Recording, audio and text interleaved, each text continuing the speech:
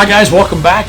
We're back with Wicked Man here, and I am going ahead and telling you ahead of time, it looks like I might be having some technical difficulties. The screen is flashing, and I have run it several times, and I cannot figure out what's going on. So if that's happening on your end, I apologize. Please just dance along to the strobe light and let it go. Maybe not like that, but whatever.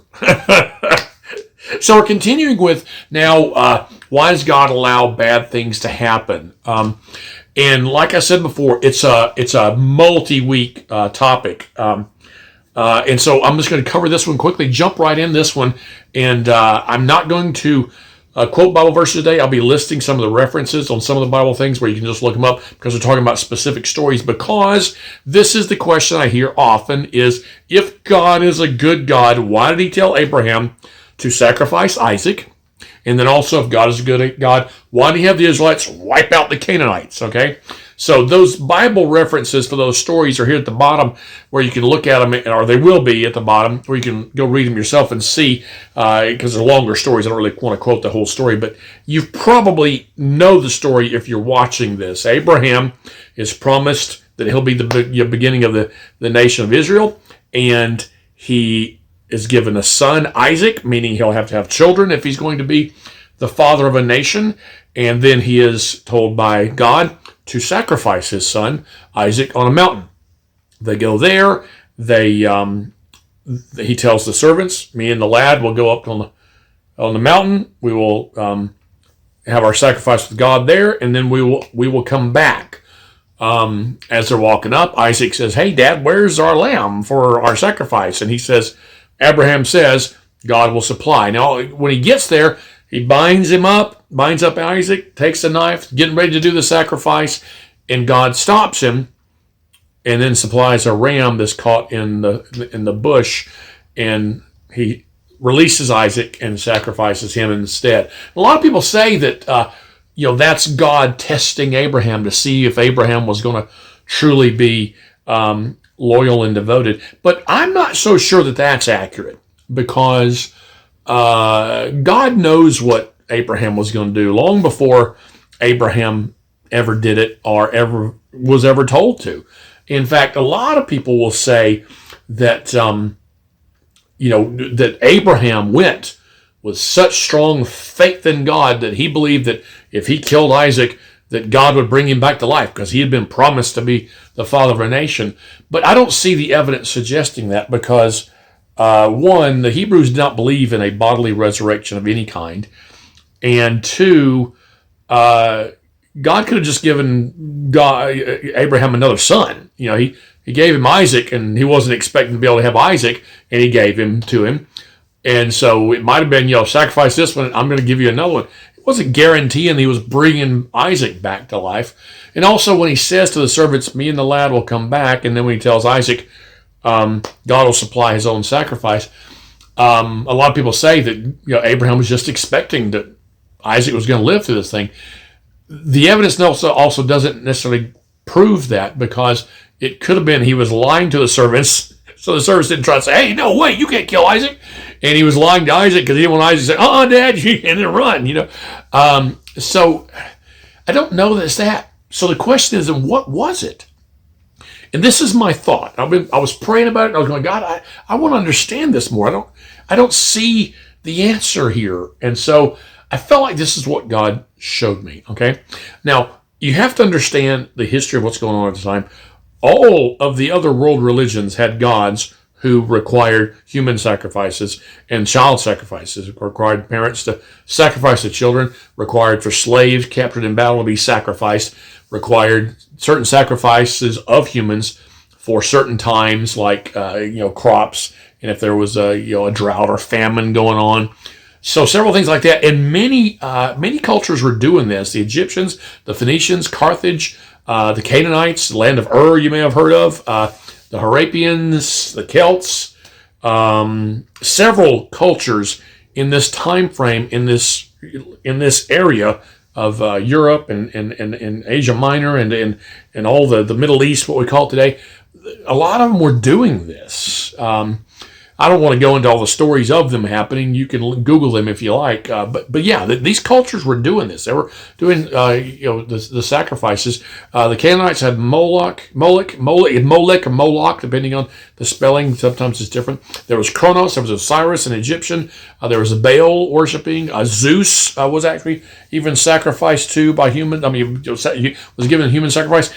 These gods were in existence. Now, I'm not sure about Zeus and stuff this far in, because Abraham, you got to remember, Abraham is not way back there. He's well after Noah, but he's definitely before Moses. So we're still in the time frame of these cultures starting up, and their very early primitive relationships with their gods were along those lines, the sacrifice. So I think what was happening here is God was saying to Abraham, I want this kind of devotion. I want you to love me so much and trust me so much that you're willing to do this when I tell you to. However, I will not require it. I will be different than all those other gods. I will be different than all those other religions.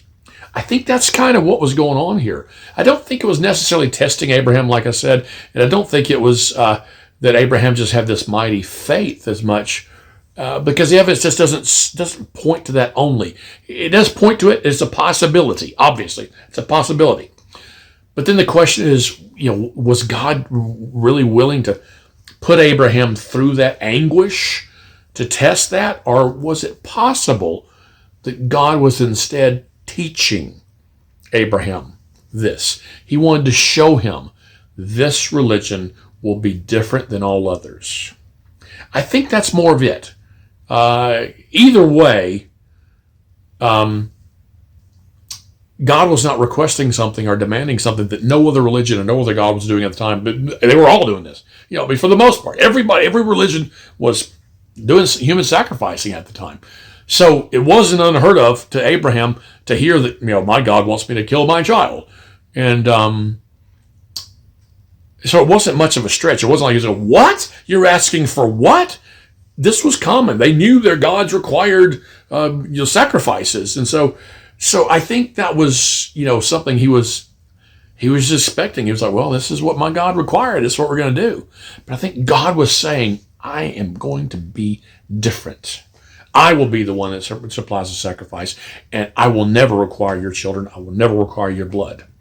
I think that's important to note. But then also the Canaanites. Okay, so we talk about the Canaanites as well. When the Israelites were told to go in and wipe out the Canaanites, you got to understand a couple of things here. Now, we talked about last time about how God understands death, God understands life, and God understands the future in ways that we cannot comprehend.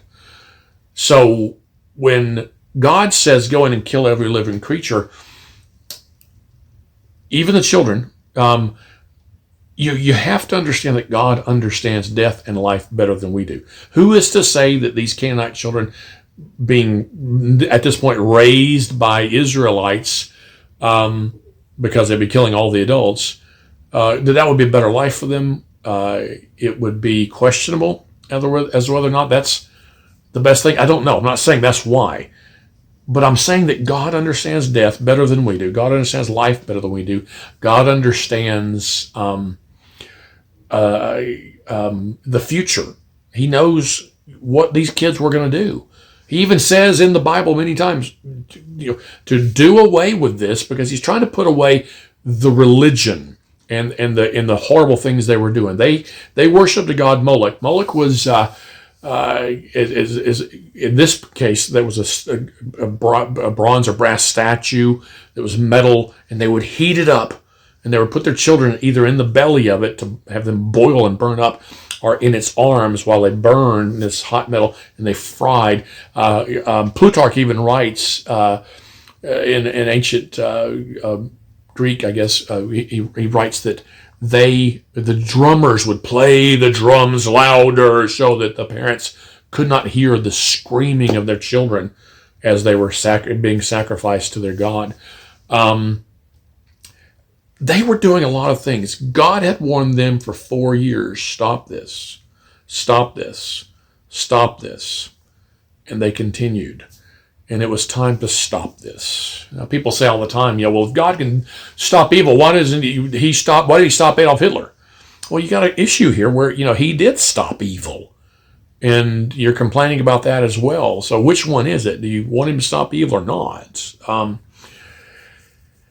another thing is, it's possible that what we're talking about here is a little bit hyperbolic language as well. Because in there's a stone tablet, and I can't remember where it was found, but it was a pharaoh. I'm going to try to Merneptah. Yeah, I knew this already because I had to write a paper about this about a year ago. He fought with Israel, and when he comes back, they had a tablet that he had them engrave and say, and in it he says that he defeated the Israelites and they were no more. Well, clearly that's not the case. He was alive. The Israelites did survive. I think it was just trash talk. It was just him saying, man, I annihilated them. I killed them. I destroyed them. At last night's Friday night football game, we destroyed that team. Boom. Obviously, you didn't destroy them. It was just big talk, So it's possible when they say, we wiped out all of the Canaanites or the Amalekites or whichever. It's possible that that's what it was talking about. But if you look and see also in Deuteronomy 20, it's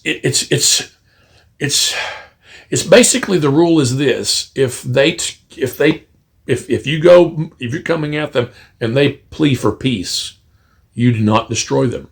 If they do not choose peace, then they will not get peace. And in Joshua 11:9, it lists that nobody chose peace. They all chose to fight instead.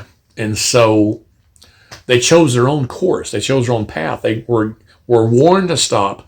They were given the warning that, hey, we're coming. You can choose peace if you like. And they did not. And so that's destruction is what they found. But once again, it could have just been hyperbolic language, because also in Deuteronomy, they're told to go ahead and take them all out. And then also, when you get finished, don't marry their daughters. Well, you really can't marry dead daughters too easily. You shouldn't anyway. That's kind of creepy. So it's really more of a, I think it's more of a, talking about going there and destroy the culture, going to destroy that religion, going to destroy that belief system, that people system, that city state. Take the Canaanites out of existence. The Canaanites were a problem, and the Amalekites were a problem through all out Israelite history throughout the Old Testament. So clearly they didn't destroy them all. So the evidence suggests that that's not what that necessarily meant. When it was just written down, it's possible that that's how it was just termed. That's the way they said things in ancient languages. The Egyptians are not the only ones that said the whole thing that was hyperbolic type language. It was a common thing to say, we destroyed this, this whole, civilization. So I don't know if that was the case. So when you say, why did the Canaanites order this? First off, understand that God understands death, life, and the future better than we do. So to just say, well, God can because he wants to, I don't think it necessarily is the only answer, because I think God can because he wants to, but God can because he understands it better.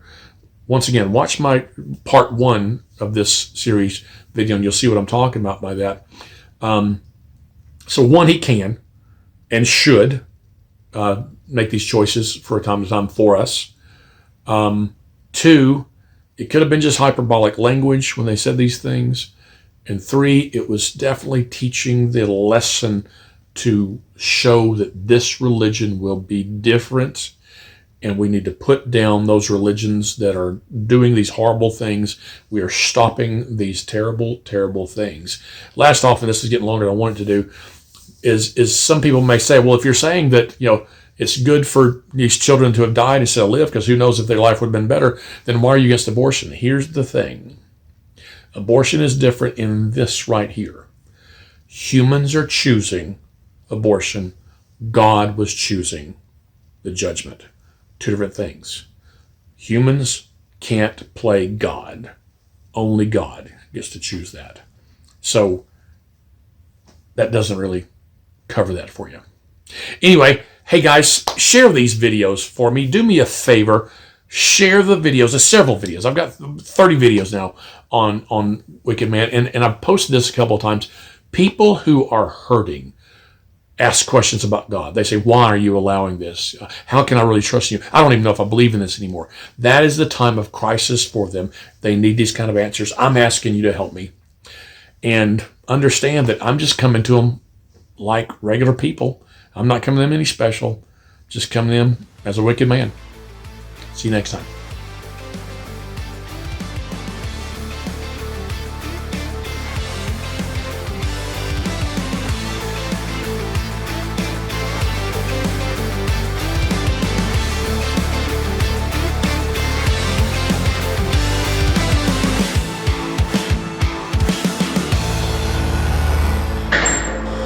Shield Apologetics.